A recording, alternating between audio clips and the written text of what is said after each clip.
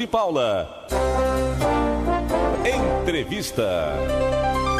Olha, gente, nós convidamos para bater um papo legal nesta manhã de segunda-feira, dia 11 de novembro, a doutora Monique Kozlovski, juíza titular da 2ª Vara do Trabalho de Volta Redonda. Com ela, a nossa ouvinte querida e colaboradora Isabela Balodi, neuropsicopedagoga, pedagoga, terapeuta da análise de comportamento aplicada, ABA. E o tema de hoje é o direito das mães com filhos com deficiência e acompanhamento terapêutico. Doutora Monique Kozlovski, bom dia, seja bem-vinda mais uma vez ao nosso programa, é um prazer muito grande recebê-la. Bom dia, eu quero agradecer o convite, sobretudo da Isabela aqui, para estar mais uma vez com seus ouvintes. Doutora Monique, Volta Redonda é uma cidade que tem uma atenção muito especial aos portadores de necessidades especiais. Nosso querido prefeito Neto desenvolve trabalhos muito importantes, por exemplo, em relação ao autismo. Foi um dos primeiros a se preocupar com esse tipo de problema enfrentado pelas famílias. E, mais recentemente, no seu atual mandato, ele criou a Secretaria da Pessoa Deficiente, que é muito bem conduzida pelo pastor Washington. E o trabalho de Libras, por exemplo, para os deficientes auditivos é outro destaque. Agora, as pessoas não sabem, por exemplo, direitos das mães e pais que têm filhos com deficiência diante de uma relação de emprego e o que é que pode ser requerido ao empregador para essas pessoas. A dificuldade para quem tem um filho com deficiência é uma dificuldade muito grande para cuidar do filho com deficiência. Nem sempre o poder público dá a atenção necessária e a relação dessas pessoas com o empregador é uma relação muito difícil, não é? Na realidade, o que a Justiça do Trabalho, e nesse ponto ela é bem pioneira nesse assunto, ela vem enfrentando através de jurisprudência. Porque legislação para essa mãe, para esse pai com filho deficiente, nós só temos a lei federal da União, que possibilita, inclusive, uma redução de jornada para essa trabalhadora ou esse trabalhador com filho devidamente comprovado, passado por uma junta médica especializada para ver realmente da necessidade do afastamento do trabalho desse tipo de profissional. E aí que eu chamo a atenção que, de repente, seria uma boa aí para a nossa cidade, o pessoal da Câmara Municipal, de repente, fazer uma lei idêntica, porque a gente já tem vários municípios no Brasil inteiro com essa lei. E aqui em Volta Redonda nós não temos essa lei de acesso. O que seria essa lei de acesso? A mulher, por exemplo, tem uma jornada em média, né? O trabalhador normal, 8 horas diária. Ela trabalharia com redução, geralmente, o que a lei fornece, que a jurisprudência a gente consegue verificar no dia a dia, é uma redução de 2 horas. Então, passaria a trabalhar 6. E digo mais, às vezes você tem um trabalhador muito eficiente trabalhando 6 horas e um trabalhador ineficiente trabalhando 8. Então, uma redução mínima de 2 horas, mas isso não é para ela compensar posteriormente esse horário, não é para reduzir proporcionalmente o salário à jornada, não, ela manteria o mesmo salário trabalhando no menor número de horas. Isso, logicamente, devidamente comprovado. Por que é importante essa redução? Porque hoje, sobretudo para as mães, sobretudo ainda temos as mães solo, o período de tempo, eu brinco que é um artigo de luxo, né? Porque romantizam muito a maternidade e no dia a dia, na prática, qualquer tempo que essa mãe tem a mais é tempo que é revertido em terapias. Aí eu vou deixar para a Isabela conduzir a questão das terapias e a gente vê que é um problema real. E como a Justiça do Trabalho vem enfrentando isso onde não tem legislação? Há uma construção através do Estatuto da Criança e do Adolescente, através da própria lei de deficiente, porque a gente tem muito direito quando a pessoa é o trabalhador deficiente em si, mas a gente não tem muita regra quando é a mãe nesse caso. E aí a gente começa a despontar essa possibilidade de redução de jornada, aquele empregador que tem trabalho presencial e online. O que a gente aconselha? Que essa mãe fique em home office, que ela teria mais tempo em casa do que no trabalho. Então, a gente já vai começando a descobrir caminhos para essa trabalhadora, porque ela também, que a gente vê na prática, é quando tem um casal, a mulher acaba não trabalhando mais. Normalmente, quando acontece do casal ter um filho com deficiência, em muitos casos, o homem dá no pé, vai embora. A doutora falou em mãe solo. Às vezes, a mãe fica solo depois que se descobre a deficiência do filho. Isso é uma tristeza muito grande, não é, doutora? Então, e por isso que a gente precisa desse mecanismo, a gente alia essa visão social da Justiça do Trabalho, aliado ao que o CNJ, desde 2021, traz para nós a possibilidade de enquadramento de protocolo de gênero. O que seria o protocolo de gênero? É olhar aquela mulher diante daquela desigualdade. Porque a gente, há muito tempo, a igualdade deixou de ser efetiva. A gente tem uma igualdade formal na Constituição, a gente tem até uma igualdade jurídica, mas a gente não tem uma equidade real. De fato não tem. Ninguém sai do mesmo caminho. A mãe solo não tem como competir no mercado de trabalho por aquela mãe que tem toda uma rede de apoio. Então, a gente tem que trabalhar com essa equidade, de mostrar que cada um tem que ter a sua proporção. E aí, o que acontece na nossa sociedade, aí não vai como uma crítica ou como um puxão de orelha. A gente visa muito aquele mérito, aquela meritocracia daquele trabalhador, mas na verdade a gente só pode falar, lógico, não estou deixando de apreciar as qualidades individuais, a força de vontade de muitos trabalhadores, não é isso. Mas a gente não tem como falar em meritocracia se a gente não tem igualdade de oportunidades, se a gente não parte da mesma linha de chegada e da mesma linha de saída. Então a gente precisa rever, por isso que a Justiça do Trabalho ela vem trazendo toda essa gama, essa costura da mãe com um filho deficiente, com um protocolo de gênero mulher, para tentar se minimizar e todo mundo ter o mesmo ponto de partida. E aí eu deixo até uma dica de um livro aí, que é A Tirania do Mérito. Eu acho que todo mundo deveria ler, que a gente começa a refletir se realmente a gente precisa ainda evoluir nesse tema equidade. A tirania do mérito. Tirania do mérito. Isso aí daria uma ajuda principalmente às pessoas que têm essa necessidade de redução de jornada, de cuidar, essa necessidade de cuidar de algum filho com deficiência. Isso. E a deficiência para o Ministério do Trabalho, doutora, não importa qual tipo de deficiência. Não, a gente já né? está bem elastecido, né? Pode ser síndrome de Down, pode ser a próprio espectro autista. O que a gente tem é uma legislação mais coesa para o autista. Por exemplo, muita gente, eu gosto até de dar essa informação que às vezes as pessoas não sabem. A própria Caixa Econômica Federal, no que tange ao levantamento do FGTS, ela deixa a mãe ou o pai, que se tiver devidamente comprovado filho autista e com nível 3, fazer o levantamento do FGTS mês a mês. Nossa, mas é muito pouco, mas às vezes ajuda no pagamento de uma consulta médica, de uma terapia, de uma fisioterapia, de uma fono. Então, ele tem essa possibilidade de levantamento. Níveis 2 e 1 precisam requerer na Justiça Federal o levantamento, mas já é um caminho para esse pai ter mais uma fonte de renda mensal para cuidar do seu filho. Eu digo bom dia agora para Isabela Balodi, que é terapeuta, e que a doutora Monique falou que você poderia desenvolver o tema, a forma que essa mãe que vai ter uma redução de jornada de trabalho, ou esse pai que vai ter uma redução de jornada de trabalho, vai utilizar esse tempo excedente para cuidar. Qual a forma, qual a terapia, como é que funciona isso, Isabela? Bom dia, Dário. Bom dia a todos os ouvintes. E, mais uma vez, nós vamos, assim, intensificar nessa informação.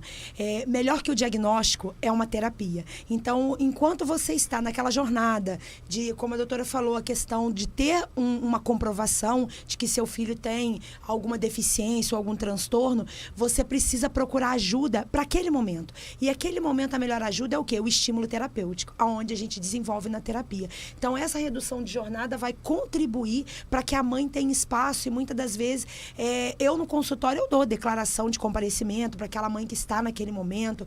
Eu tenho mães que trabalham ligadas à justiça como psicóloga dentro do presídio ou dentro do DEGAS, que falam: Isabela, você me dá uma declaração porque eu tenho eles me disponibilizam esse tempo para eu tratar o meu filho. Então a gente vê que isso está crescendo nos lugares, mas assim, ainda tem uma resistência. Isabela, tem como marcar para noite porque lá no meu trabalho é difícil eu sair. Então assim, o que a gente pode fazer é intensificar essa informação de estar dizendo para o pai: estamos aqui para te ajudar. E dentro do estímulo terapêutico, essa criança está indo sem faltar, para que a mãe não fique: não consigo ir hoje porque eu não consegui ninguém para me substituir.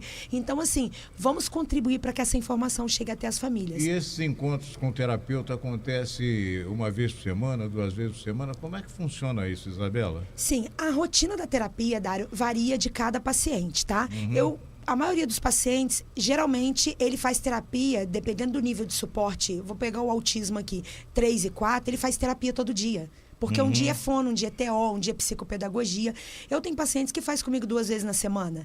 Eu tenho pacientes que faz 1 vez na semana. Então, assim, a mãe, ela tem, na verdade, um planejamento, uma rotina, onde ela precisa adequar todo o desenvolvimento terapêutico da criança. Então, se na segunda ela sai às 8 para musicoterapia, na terça ela vai 9h30 para fono. Então, são horários bem, assim, mesclados. Então, por isso que a gente precisa dar esse apoio, como a doutora Monique falou, nessa redução da carga horária, para que a mãe tenha essa facilidade e os terapeutas também ajudar nessa visão, né? Essa mãe, ela só pode de 4 às 6, que ela está saindo do trabalho às 4. Vamos priorizar esse horário para essa mãe que tem essa necessidade, e a gente está aí para isso. Doutora Monique, a senhora falou sobre o trabalho em casa, o home office. Foi um legado da pandemia e uma grande descoberta. É possível haver rendimento profissional mesmo com a pessoa não fazendo o trabalho presencial?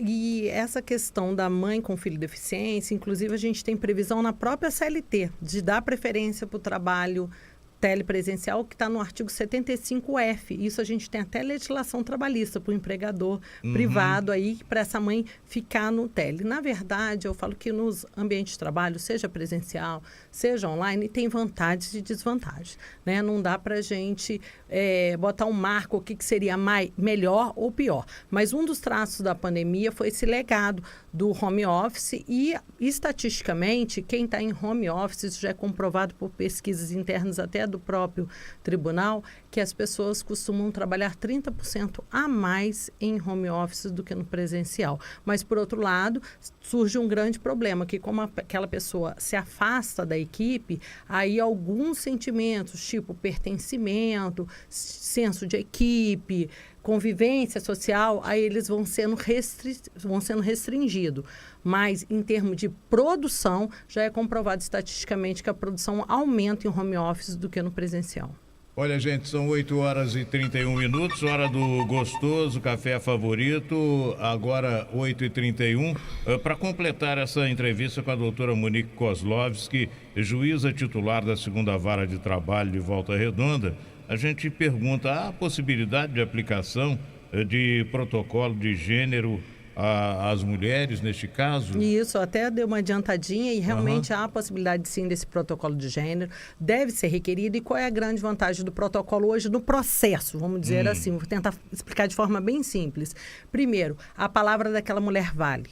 Porque quando você está num processo judicial, a palavra das partes só vale quando elas confessam algum ponto contrário ao seu direito dentro daquele processo. E aí a palavra, para o leigo entender, a palavra de uma mulher que tem enquadramento de protocolo de gênero, ela vale como testemunha. né? É muito fácil a pessoa visualizar no crime, né? A palavra da vítima que sofreu um crime sexual, ela tem peso. Então, é a mesma coisa dentro da esfera, seja direito de família, seja direito do trabalho. E, por fim, o empregador que vai ter que comprovar, inverte-se o que a gente falou antes da prova, que não daria para ela ter essa redução. Então, não é ela que tem que provar que precisa da redução. Lógico, ela vai juntar a comprovação do filho, vai passar por uma junta médica, mas ele que vai ter que demonstrar por que ele não consegue o que a gente chama de direito de fazer uma acomodação razoável. O que é uma acomodação razoável dentro da empresa?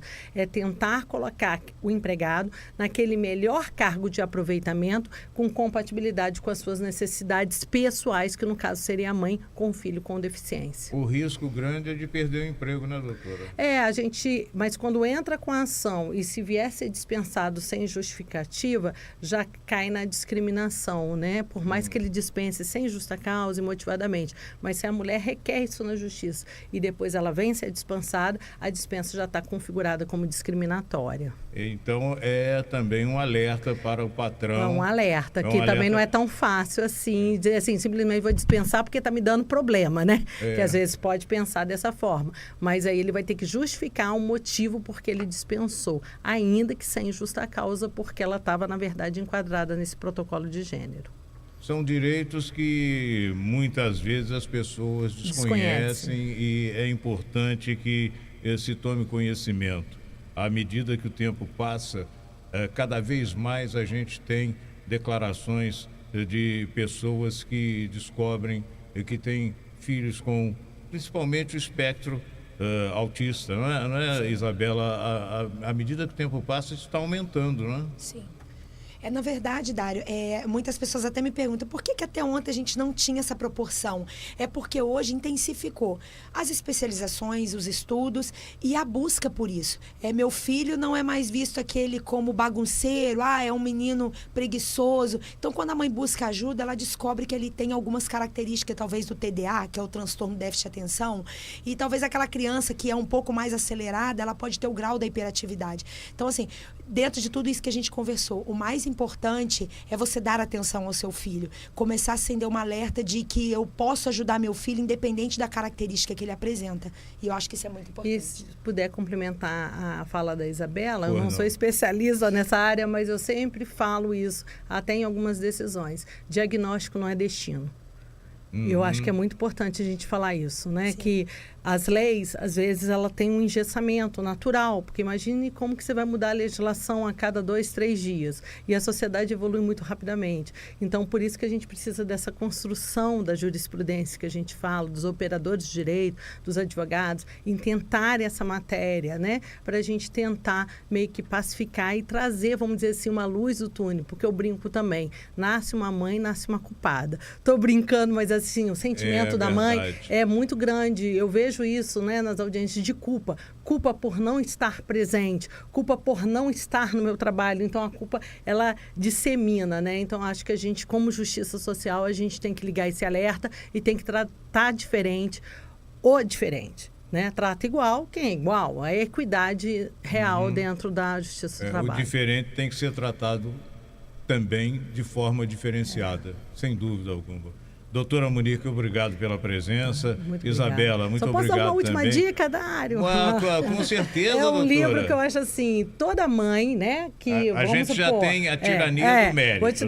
Vou dar outra dica que eu acho assim, toda mulher, não vou dizer nem mãe, toda mulher, né, que um dia pode vir querer ou não ser mãe, também não tem essa taxatividade de ter filho, deveria ler o livro Você Não É o Que Eu Esperava.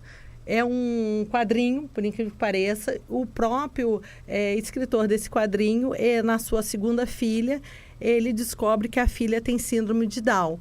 E aí ele começa a questionar todos os sentimentos. E é muito bonito, porque é um livro muito honesto e vulnerável, porque ele vai trazendo toda a revolta dele, a não aceitação desse filho especial, até que ele consegue fazer o que é a aceitação e a convivência da melhor forma. Então, é muito tocante o livro, né? Porque ele fala assim, quem quer ter um filho não espera que vai ter um filho com alguma deficiência. Você tem aquele sonho dourado, aquela expectativa maravilhosa de um filho saudável, de um filho, o melhor filho do mundo. Muitos pais ainda projetam, né, as suas frustrações dentro daquele filho. Então, acho que é um livro muito bonito que traz para gente que a gente não tem muito controle e que a gente tem que arrumar caminhos dentro da diversidade numa sociedade que impõe a todo momento, por causa dessa globalização, ser todo mundo muito igual. Então, o diferente, ele incomoda, ele traz o espanto, mas a gente está aqui como cidadão, né? E como cidadão, a gente tem que tentar reverter esse quadro. Então, só fica aí mais essa dica. Obrigado pela dica, doutora. Para completar, Isabela, um amigo já há muitos anos teve uma filha com síndrome de Down.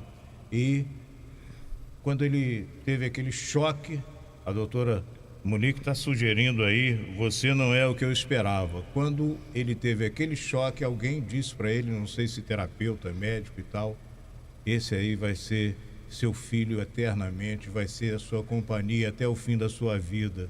Eu acho que é também um conselho muito, muito bom, muito forte para quem vem a ter um filho diferente, né? Sim, a doutora indicou livros e eu também sugiro o filme Meu Filho, Nosso Mundo. E é algo que ali transparece de uma forma muito sucinta a questão do pai entender as comorbidades e junto com as terapias você consegue viver uma vida que eu sempre falo, todo ser humano tem uma vida normal. Basta você se enquadrar dentro das suas limitações que todos nós temos. E eu gostaria de ressaltar, o Dário, eu trouxe aqui até para te apresentar, de um paciente que eu tenho de Minas, tá? Que eu tenho consultório em Taiandu aos finais de semana. E é as histórias de César. Ele é uma criança atípica e a mãe que escreve as histórias dele. Então aqui é a história gordo, magro, e da filha dela Eu Prefiro Dançar, que não é autista, mas fala sobre profissões. E assim, o que eu quero evidenciar na família, dê valor à história que seu filho conte. E dê valor em estar investindo tempo de qualidade com seu filho. Sente ler uma história, sente, vai para uma praça que você não vai gastar dinheiro, até porque Volta Redonda nós temos muitas atividades de lazer que o prefeito Neto proporciona de forma gratuita. Então, assim, vamos gastar tempo, investir tempo de qualidade em estar com os nossos filhos. Isso aí. Boa lembrança. Repete aí o filme, deve estar no YouTube ou Netflix? Eu não sei se ele já está no YouTube ou Netflix, mas eu acredito que já deve estar, porque eu assisti num outro aplicativo, mas é Meu Filho, Nosso Mundo. E eu vou assistir novamente, porque ali, cada vez que você assiste, você intensifica essa vontade de estar ajudando o outro. Uma boa lembrança. Repete o nome do filme. Meu Filho, Nosso Mundo. Um grande abraço para vocês, obrigado pela presença. Obrigada a você, Dário. Liga o rádio aí, vem participar. Esse programa é bom demais. Não tem concorrência, é líder de audiência. Essa galera sabe o que faz. É só ficar ligado, ficar bem informado. Dário é quem dá o tom. Alô, alô, galera, esse cara é fera.